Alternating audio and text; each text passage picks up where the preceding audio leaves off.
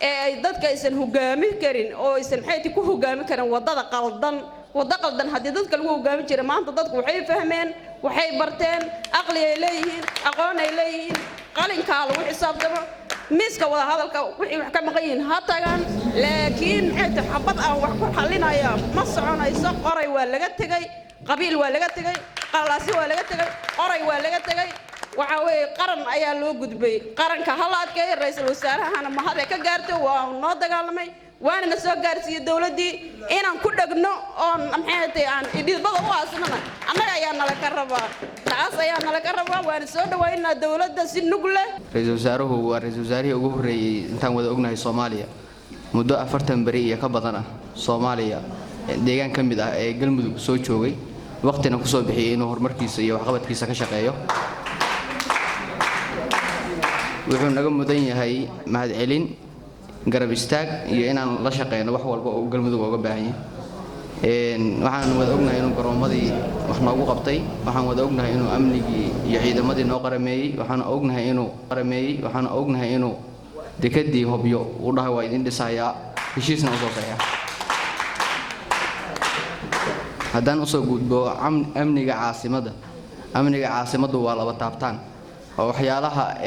aan ku wada joogno dhamaanteen qof aan amni haysanna meeshan Muuse uu soo joogeen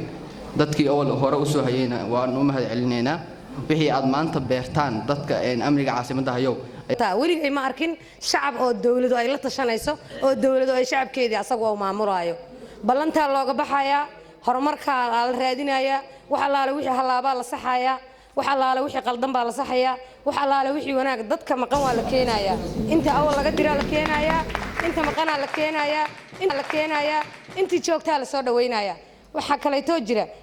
dadka martida noo jooga duudkan ku qaadaynaa lugahan ku qaadaynaa gacmahan ku qaadaynaa madaxan ku qaadaynaa waxaan kale too u mahad celinayaa mudane ra'iisul wasaare Cali Khayre hadda wax badan baa isbedelaba marka wax kasto khayra oo wanaagsan waa ka rajaynaynaa dawladda wayna noo soo dhaweeyeen wayna noo keeni doontaa anagana shacabkeedii aanahay ra'iisul wasaaruhu ha noolaado dawladda federaalku ha noolaato waxaan dhihi lahaa sawirka laga gudbinayo ee ah in galmudug ama dhuusmare caasimadda inay qalqal ku jiro waxaan dhihi lahaa waxba kama jiraan dhuusmareeb waa nabad waxaan soo dhaweynaynaa dadka loogu talagalay inay ka qayb galaan shirka dib u heshiisiinta ee lagu sameeyo galmudug nadiif ah waxaan leenahay gacmo furan ku soo dhawaada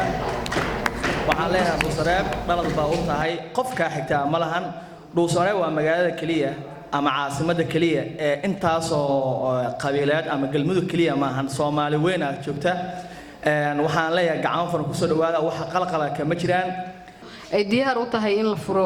gogashii dib u heshiisiinta ay diyaar u tahay in doorashadeeda ay u diyaar garowdo Dhuusamareebo haddaan nahay reer Dhuusamareeb bulshada Dhuusamareebad waxaan laf dhabar u nahay howlaha ka soconaya Dhuusamareeb ma ahan in aan ku fiirsano caqabad ka hor iman karta noocay rabtaba ha ahaatee waxaan leenahay bulshada oo isu dardaarmaynaa in aan ka hortagno wixii caqabad keeni kara in caasimadda ay tifgelin karaan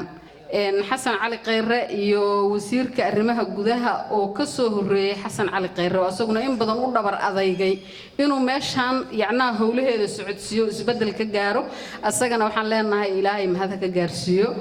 maxay ahayd waan uga bogaadinaynaa waan uga mahad celinaynaa haddii anagu aan aamusno anagu dadkii deegaanka ah dhalinyaradii deegaanka ah wax kasta oo deegaankaas ku dhacaya waxay u muuqanaysaa inaan raalli ka nahay waxaan u baahannahay annagoo dhalinyaradii ah magaalada inaan raalli ka ahayn waxyaabaha dhibaateynta ah xasilooni darrada ah qoryo isu dhiibidda ah ee ka socda deegaanka waxaan u baahannahay nabad waxaan ku celcelinaynaa inaan u baahannahay nabad halkaana waa caasimadda galmudug ee Dhuusmareeb waxaa iskale reer galmudug dhalinyarada iyo bulshada reer galmudug waxay u baahan tahay nabad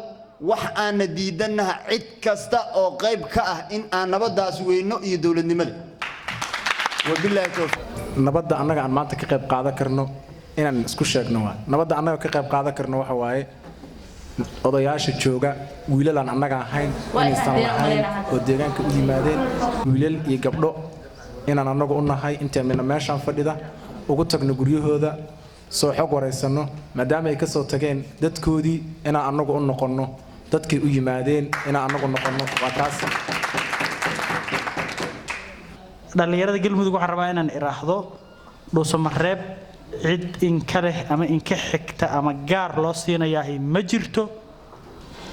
imaada siyaasadda ku soo biiro waliba